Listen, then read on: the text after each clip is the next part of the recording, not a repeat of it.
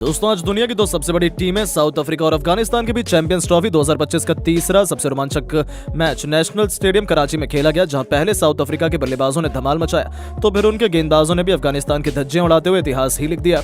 हालांकि अंत में अफगानिस्तान ने ऐसी तगड़ी वापसी करी, देखकर सबकी आंखें फटी की फटी रह गईं। तो आपको अफगानिस्तान और अफ्रीका के बीच खेले गए इस रोमांचक मुकाबले की पूरी हाईलाइट का वीडियो तो दिखाएंगे, हमारे साथ अंत तक बने रहें। लेकिन उससे पहले आपको क्या लगता है कि अफ्रीका, ऑस्ट्रेलिया और इंडिया में कौन बन सकता है इस बार चैंपियंस ट्रॉफी का 2025 का चैंपियन? अपनी कीमती राय नीचे कमेंट करके जरूर बताइएगा। दोस्तों बता दें, रोंगटे खड़े कर देने वाले इस मुकाबले की शुरुआत में सबसे पहले तो साउथ अफ्रीका के कप्तान तेम्बा बबूमा ने टॉस जीतकर इस महामुकाबले में पहले बल्लेबाजी करने का फैसला किया और फिर अफ्रीका को एक तूफानी शुरुआत दिलाने रियान रिकल्टन के साथ टोनी डे जॉर्जी की खतरनाक जोड़ी मैदान में उतरी थी। इन दोनों ने अपनी टीम को एक खतरनाक शुरुआत भी दिलाई। 5 ओवर में अफ्रीका ने 28 रन बना लिए थे, लेकिन दोस्तों मोहम्मद नबी ने आते ही 6 ओवर की पहली बॉल पे टोनी डे जॉर्जी के रूप में साउथ अफ्रीका को पहला झटका दिया। ये खिलाड़ी केवल 11 बॉल में 11 रन बना पाया। उनके आउट होने के बाद अब कप्तान तेम्बा बबूमा मैदान में मोर्चा संभालने आए थे और उसके बाद अफगानिस्तान की खुशियों को मातम में बदलते हुए इन दोनों खिलाड़ियों ने ऐसी धाकड़ बल्लेबाजी करी कि साउथ अफ्रीका को पहले 50 तो फिर देखते देखते 100 रनों के पार पहुंचा दिया। कंधे से कंधा मिलाते हुए इन दोनों ने अफगानिस्तान के गेंदबाजों को दिन में तारे दिखाते हुए बेदर्दी से उनकी कुटाई जारी रखी। बारी बारी इन दोनों खिलाड़ियों ने अपना अपना अर्धशतक भी पूरा किया। साउथ अफ्रीका 28 ओवर में 150 रन के पार जा चुकी थी। पूरी तरीके से अफगानिस्तान दबाव में थी। ऐसा लगा था कि ऐसी बल्लेबाजी जारी रही तो साउथ अफ्रीका की क्रिकेट टीम तो 350 रन भी ठोक डालेगी, लेकिन तभी मैच में ट्विस्ट आता है। मोहम्मद नबी ने ही इस बार सेट बल्लेबाज तेम्बा बबूमा का शिकार कर अपनी टीम की तगड़ी वापसी कराई और अफ्रीका को दूसरा झटका दिया, जहां कप्तान बबूमा 76 बॉल में 5 चौकों की बदौलत 58 रनों की बेमिसाल पारी खेलकर वापस लौटे। हालांकि इस विकेट गिरने का अफ्रीका पर कोई असर नहीं हुआ। मैदान में उतरे रशिवंडर हुसैन ने इस वनडे मैच को T20 में तब्दील करते हुए चौके छक्कों की बारिश कर दी। इस बीच सेट बल्लेबाज रिकल्टन ने अफगानिस्तान के गेंदबाजों की धज्जियां उड़ाते हुए तूफानी शतक ठोक डाला। साउथ अफ्रीका की टीम को 35 ओवर में 200 के पार ले जाकर खड़ा किया, लेकिन दोस्तों तभी इन दोनों बल्लेबाजों के बीच गलतफहमी के चलते रियान रिकल्टन रन आउट हो जाते हैं। लेकिन इस खिलाड़ी ने अपना काम कर दिया। उन्होंने 106 गेंद पर 7 चौकों और एक तूफानी छक्के से सजे 103 रनों की अद्भुत बेमिसाल पारी खेल डाली, जिसकी वजह से साउथ अफ्रीका बहुत ज्यादा मजबूत स्थिति में नजर आ रही थी। उनके आउट होने के बाद मैदान में कप्तान एडम मार्करम आते हैं और रशिवंडर हुसैन के साथ मिलकर अफगानिस्तान के गेंदबाजों के परखच्चे उड़ाकर रख देते हैं। इन दोनों खिलाड़ियों ने चौके छक्कों की झड़ी लगा ही दी थी। अफगानिस्तान के लिए इस मैच में पकड़ बनाना काफी मुश्किल हो चला था। देखते देखते रशी ने सिर्फ 45 बॉल में अपना तूफानी 50 पूरा कर लिया। अफ्रीका की पारी बुलेट ट्रेन की रफ्तार से आगे बढ़ रही थी। हालांकि तभी नूर अहमद ने इस बल्लेबाज का शिकार कर साउथ अफ्रीका को चौथा झटका दिया, जहां रशिवंडर हुसैन 46 बॉल में 3 चौके 2 तूफानी छक्के की बदौलत 52 रन बनाकर पवेलियन लौट गए और इसके बाद तो मानव विकेट की झड़ी लग गई। हालांकि एक तरफ से कप्तान एडम मार्करम अपने बल्ले से आग उगल रहे थे। उन्होंने डेविड मिलर के साथ मिलकर ऐसी तबाही मचाई कि केवल 33 बॉल में 50 रनों की तूफानी अर्धशतकीय पार्टनरशिप को अंजाम दे दिया। लेकिन दूसरी तरफ उन्हें साथ मिलना मुश्किल हो गया। फजल हक फारूकी ने डेविड मिलर के रूप में आधी अफ्रीका की टीम को समेट दिया था। हालांकि तब तक काफी देर हो चुकी थी। 298 के स्कोर पर अफ्रीका को 5वां झटका लग गया, जहां डेविड मिलर 18 बॉल में 14 रन बनाकर पवेलियन लौटे तो मार्को जॉनसन को अजमत उल्लाह ओमर जाई ने खाता भी खोलने का मौका नहीं दिया। मार्को जॉनसन के रूप में अफ्रीका को 6ठा झटका लगा। लेकिन दोस्तों दूसरी तरफ से कप्तान एडम मार्करम ने केवल 34 बॉल में 6 चौकों की तूफानी छक्के से सजी अर्धशतकीय पारी खेल डाली थी।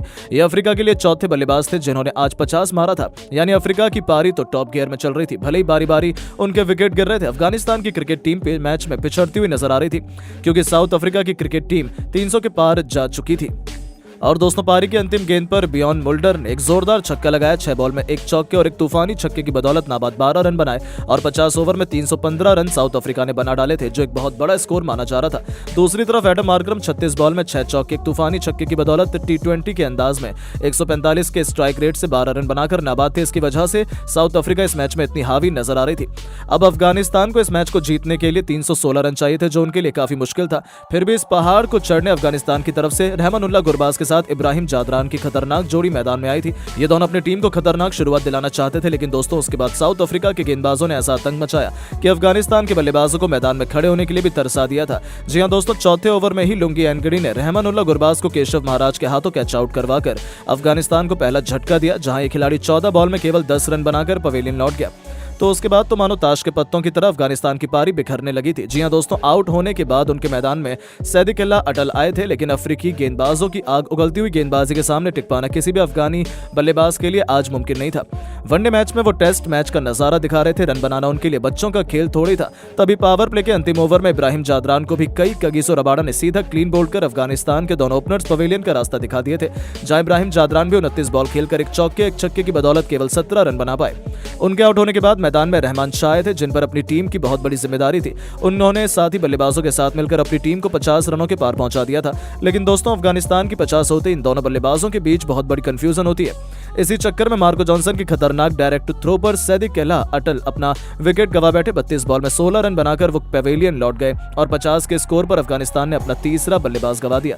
तो दोस्तों, उनके आउट होने के बाद मैदान में अब कप्तान रहमतुल्लाह शाहिदी आए थे, लेकिन दोस्तों ये बल्लेबाज अपना खाता भी खोल पाता उससे पहले मुल्डर ने बहती गंगा में हाथ धोते हुए इस अफगानी कप्तान को भी अफ्रीकी कप्तान बबूमा के हाथों कैच आउट करवाकर कप्तानी अफगानी बैटिंग क्रम पे परखच्चे उड़ा दिए थे। जहां दोस्तों केवल 50 के स्कोर पर अफगानिस्तान के 4 बल्लेबाज अफ्रीका के सामने घुटने टेक गए थे और अफगानिस्तान की हार ऑलमोस्ट सुनिश्चित हो चुकी थी, क्योंकि उनकी पारी पूरी तरह से तहस नहस हो चुकी थी। रहमत शाह का साथ निभाने अब अजमतुल्लाह उमरजाई आए थे, जो शायद अपनी टीम की आखिरी उम्मीद भी थे। यहाँ पर अफगानिस्तान को एक बहुत बड़ी साझेदारी चाहिए थी, तभी वो मैच में जीवित रहने की उम्मीदों को बचा सकते थे। और इन दोनों खिलाड़ियों ने रख कर ही नहीं सीधा हमला करने का प्लान बनाया और आते ही सीधा अफ्रीकी गेंदबाजों पर टूटकर प्रहार करना शुरू कर दिया। दोनों खिलाड़ियों ने एक के बाद एक चौकों की बारिश करते हुए 20 ओवर में अफगानिस्तान को 77 रनों तक पहुंचा दिया था। पहली बार लग रहा था कि अफगानिस्तान लड़ाई करने की कोशिश इस मैच में कर रही है, लेकिन दोस्तों इनके बीच अच्छी साझेदारी हो पाती उससे पहले कगिसो रबाडा ने अजमतुल्लाह का शिकार कर आधी अफगानिस्तान को समेट दिया था। 23 ओवर में मुश्किल से अफगानिस्तान 89 रन बना पाई और उनके 5 बल्लेबाज ढेर हो गए थे। अजमतुल्लाह सिर्फ 18 रन बना पाए और दोस्तों अफगानिस्तान ने लड़ाई करने की भरपूर कोशिश की। सब सोच रहे थे कि हो सकता है अफगानिस्तान कोई चमत्कार कर जाए, लेकिन दोस्तों आज चमत्कार सिर्फ अफ्रीका ने किया है और देखते ही देखते अफ्रीका की खूंखार गेंदबाजी के सामने अफगानिस्तान का पूरा बैटिंग क्रम तहस नहस हो गया और साउथ अफ्रीका ने बड़ी धमाकेदार तरीके से मैच जीतकर अफगानिस्तान को बहुत बड़ा झटका दिया। लेकिन दोस्तों, अब आपको क्या लगता है कि क्या अफगानिस्तान इस बार किसी बड़ी टीम को धूल चटा पाएगा? अपनी कीमती राय नीचे कमेंट करके जरूर बताएं और इस वीडियो को लाइक और चैनल को सब्सक्राइब जरूर करें। धन्यवाद।